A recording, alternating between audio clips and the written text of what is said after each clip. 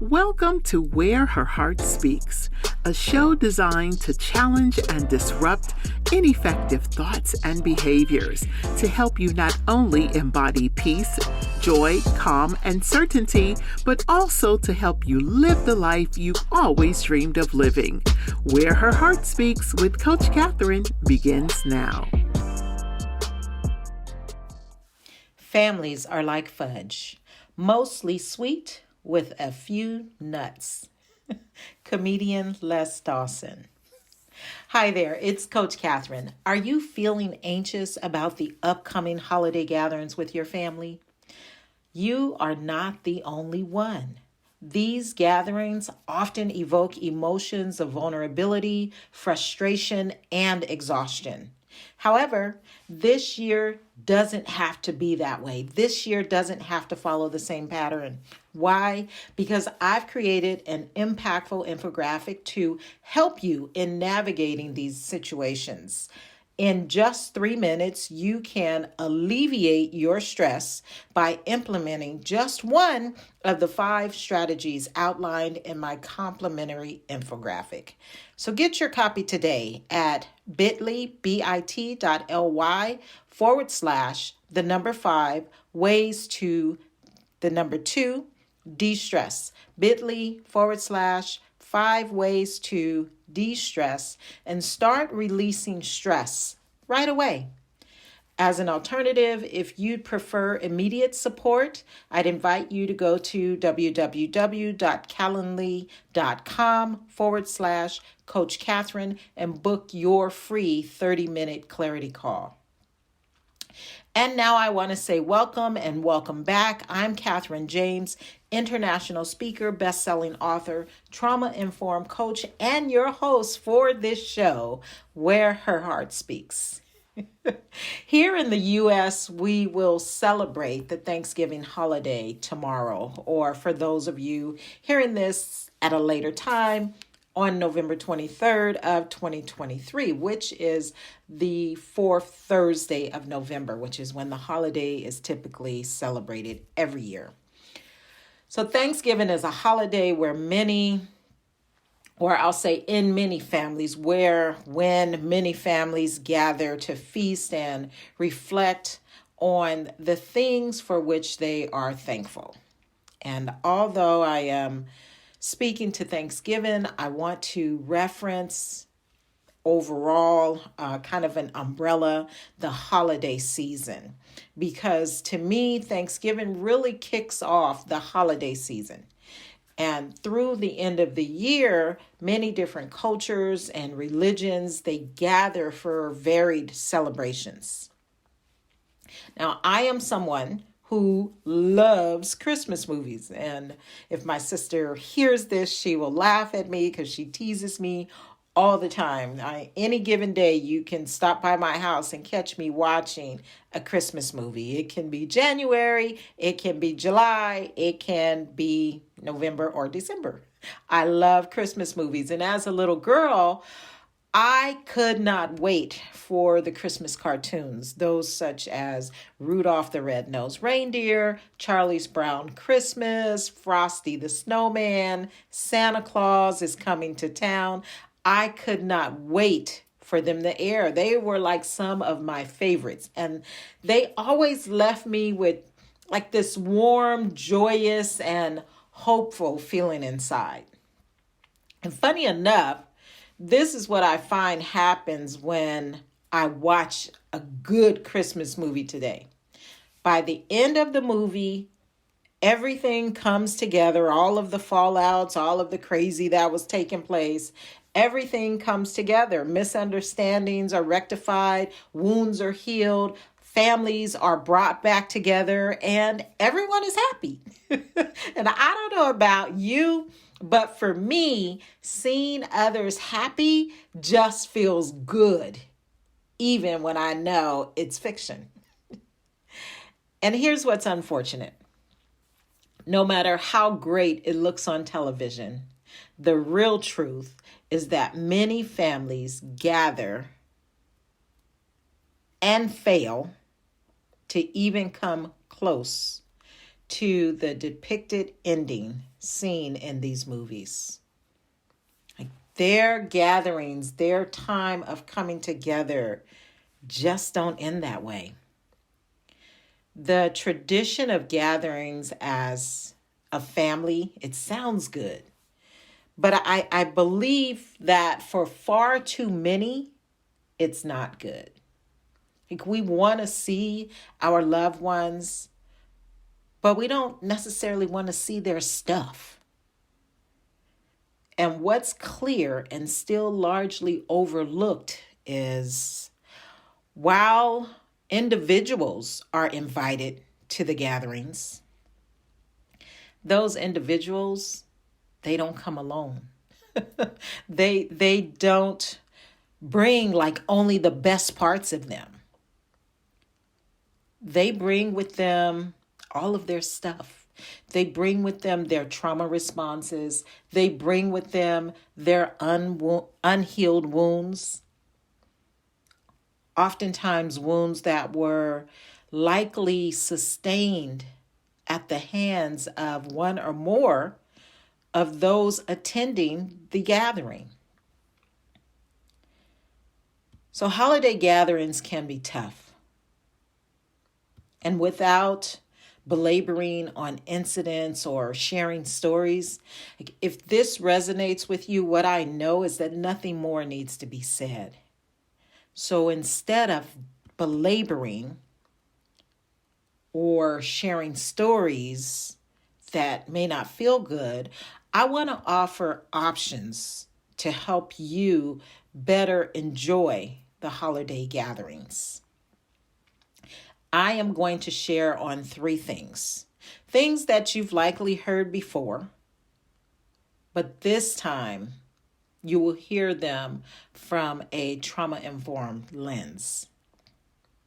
So we're going to look at gratitude. We're going to talk about boundaries. And we are going to talk about triggers. Each very different and each very important. Oftentimes when we find ourselves in sticky situations, our thinking brain kind of falls back and our nervous system takes center stage, ready and armed to ward off any and all real or perceived danger. One way to prevent this from happening is to take a proactive approach. So the first option that I want to share is one that begins before you actually arrive at the gathering. The first option is to decide to be grateful or decide to sit in gratitude. And I just want to pause and say this must be done before the threat is detected. Once the threat is detected, the ability to make a decision from the thinking brain is lost. And your nervous system is going to kick in and you will just respond. So Thanksgiving is a time to reflect on that which we have to be thankful for. And the book that I live by says, in all things, give thanks. So what if you made a choice right now that no matter what, no matter who acts up, no matter who says something ugly, no matter who brings up the past or whatever else that'll show up, what if you make the decision right now that you will sit in gratitude no matter what? I can remember when the relationship with my mom was going through really long and rough patches of, dismay, I'll call it. I was angry with her for a long period of time. I was hurt for a long period of time. But I always thought and I always felt grateful for her because there was something in me that had a knowing. But for her, I wouldn't have been born. And but for her, I would not have been brought to Southern California. And now, when I say knowing, yes, I could know this intellectually, but there was a deeper knowing that brought this sense of gratitude.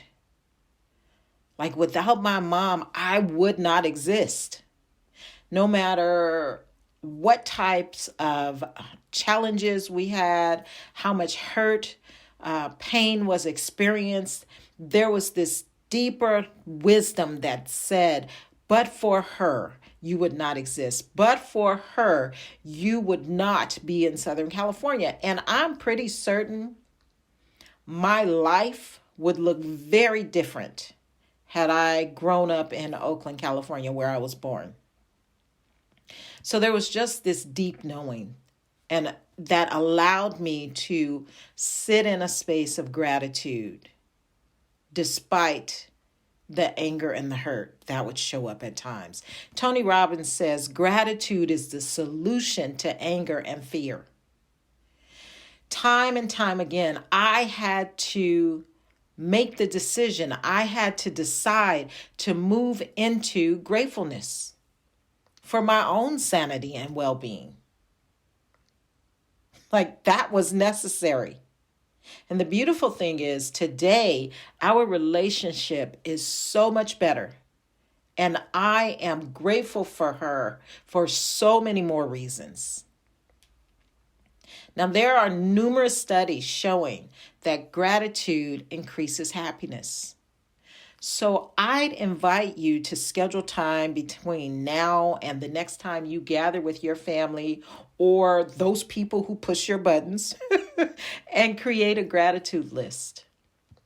Just get still and ask, what are you grateful for? And also, as you sit to create that list, I want to invite you to keep in mind that everyone really is doing their very best.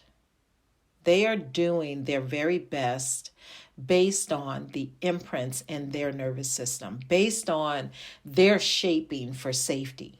And what I mean by that is, unless me, you, we, they have done enough personal work to exist from a more regulated state, our dysregulated nervous system is in the driver's seat. And it is scanning like a surveillance camera. It is scanning for threat, felt threat.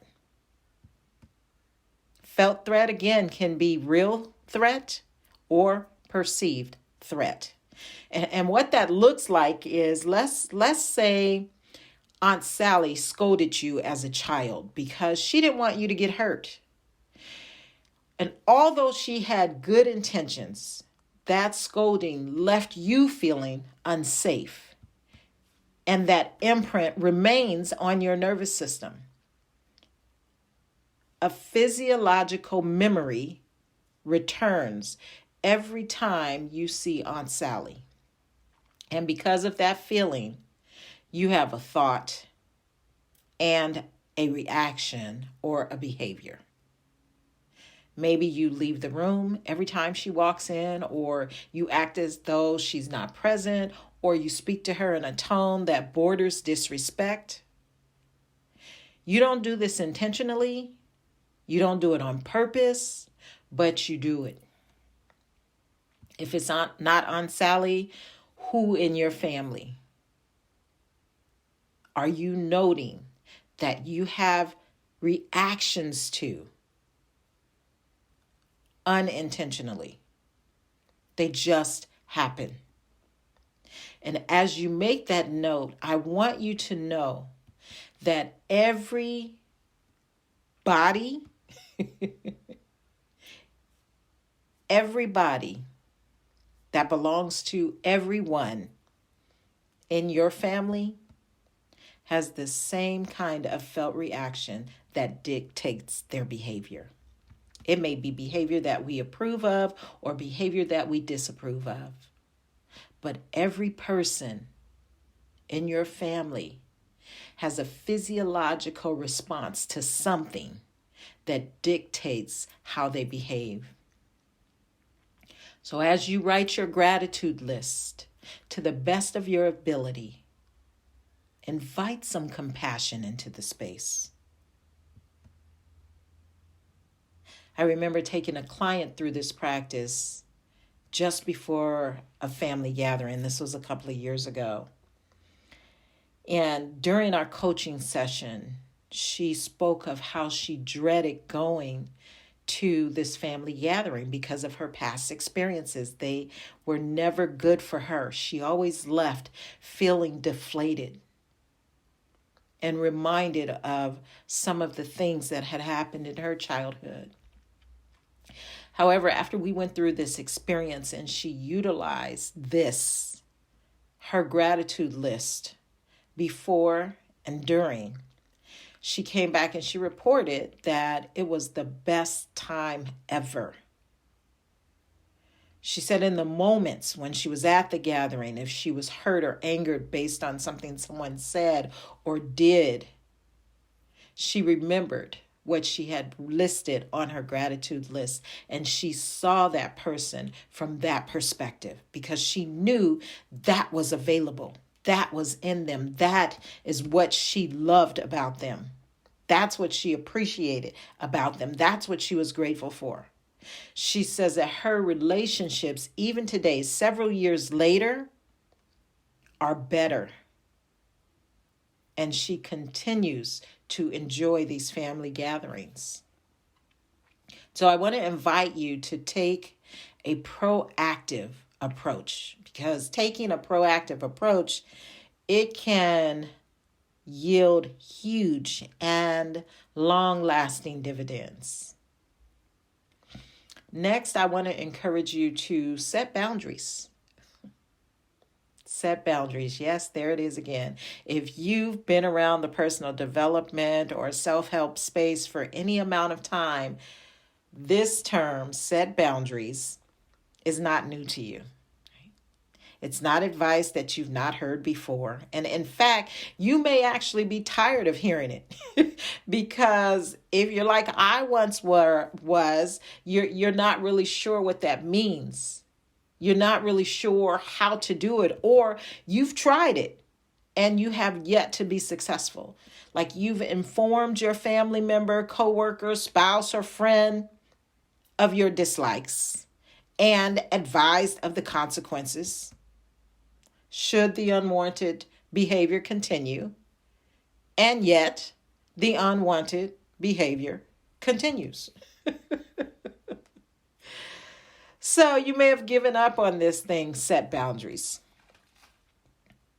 But I remember how I was able to literally bring this concept, bring this idea to life for me based on a literal experience or a literal witness to boundaries and consequences. Now, I had been living in my house for several years at the time, and it was a small house, but the yard that it sat on was a good size. The lot was perfectly shaped in rectangular form and had the depth comparable to that of a football field.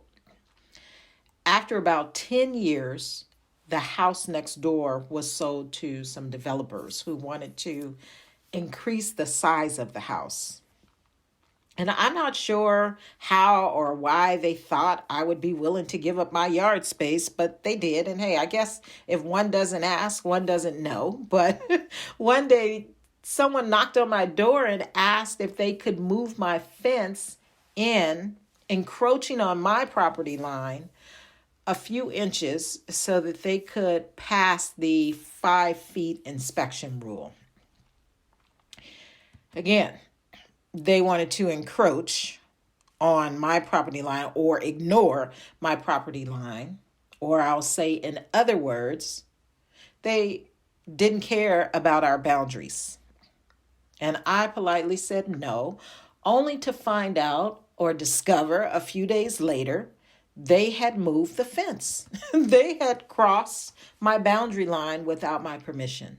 How many of us set boundaries and people cross our boundary lines without our permission? Now, the most important part of setting a boundary, and where most of us fail or fall short, is we neglect to inform others of the consequences in advance. It's an if-then situation, if you will. If this happens, if my boundaries are crossed, then that will happen. In this case, or the case of the fence, I failed to advise the developers of the then, what would happen if they did it. But fortunately, and unlike with personal boundaries, I was able to take legal action and have my boundary enforced. We're not able to do that with personal boundaries. With personal boundaries, when they are shared, it is up to us. We must enforce them ourselves. And they are enforced by advising of the consequences in advance and then carrying them out. So this if then, for instance, every Thanksgiving, your mom always compares you and your sister's cooking. She raves about how great your sister's dishes are, but yours, not so much. In fact, she says things like, maybe if you spend less time at the office, you'd be a better cook. This infuriates you. And usually you either argue with her or you sit quietly in your hurt or your anger. Setting a boundary would look like this. Mom, I really don't like it when you talk badly about my cooking or the amount of time I spend at the office. If this happens on Thanksgiving, I am going to leave. That simple. And then guess what? If it happens, you must get your things and leave. Why? Because failing to do so says it's okay to treat you that way. And the only way we change unwanted behavior is we have to stick with what it is that we say the consequences are. Now, this is not easy to do at first, but the more you do it, the more your boundaries will be respected and the easier it will get for you. So lastly, I want to invite you to grow. As we think about triggers, reflect and learn more about yourself. I believe that triggers are our teachers. Again, if we return back to the book I live by, there's a passage that says, all things work together for good to them that love God, to them who are called according to his purpose. All things. This means and includes triggers. Even though they don't feel good, they are working for our good. So the family member who gets on your last nerve, the off comment that's made every year that ticks you off, they too are working for your good. I like to invite my clients to get curious and ask themselves, what's the lesson? What's the good in this for me? Jack Canfield says that we are either creating or allowing everything that happens in our lives. We're either creating or allowing. Now, I don't agree with this 100%, but I do believe that there are a great deal of things we're responsible for. More things than we may want to take credit for. Sometimes it's because we choose not to own our contribution to the outcome. Other times because we really don't know. But take triggers I cannot tell you the number of people who know specific people or things impact them negatively, but do nothing to change their reaction. They allow it. I cannot tell you the number of people who knowingly continue to place themselves in environments or relationships that don't serve them. They create it. This idea of creating or allowing is suggesting you have more control than you may realize. And I myself just love to ask myself this question. Like, what am I creating? What am I allowing? When I find myself dysregulated or feel uncomfortable, as well as on the flip side, when something feels great, I ask myself, how did I create that? Or what did I allow? Triggers are our teachers. What are your triggers teaching you? As you reflect on past family gatherings, you get to ask yourself, what do you create? And what do you allow? Remember, everything happens for your good. And you can enjoy your gatherings by choosing to sit in gratitude, set boundaries, and seize your moments of trigger. No family is perfect. Les Dawson says, families are like fudge, mostly sweet with a few nuts. But Cathrine James says, when we do our inner work and connect with our inner knowing, families are like heaven, all sweet with many beautiful souls. And I love the way Desmond Tutu put it. He says, you don't choose your family. They are God's gift to you, as you are to them.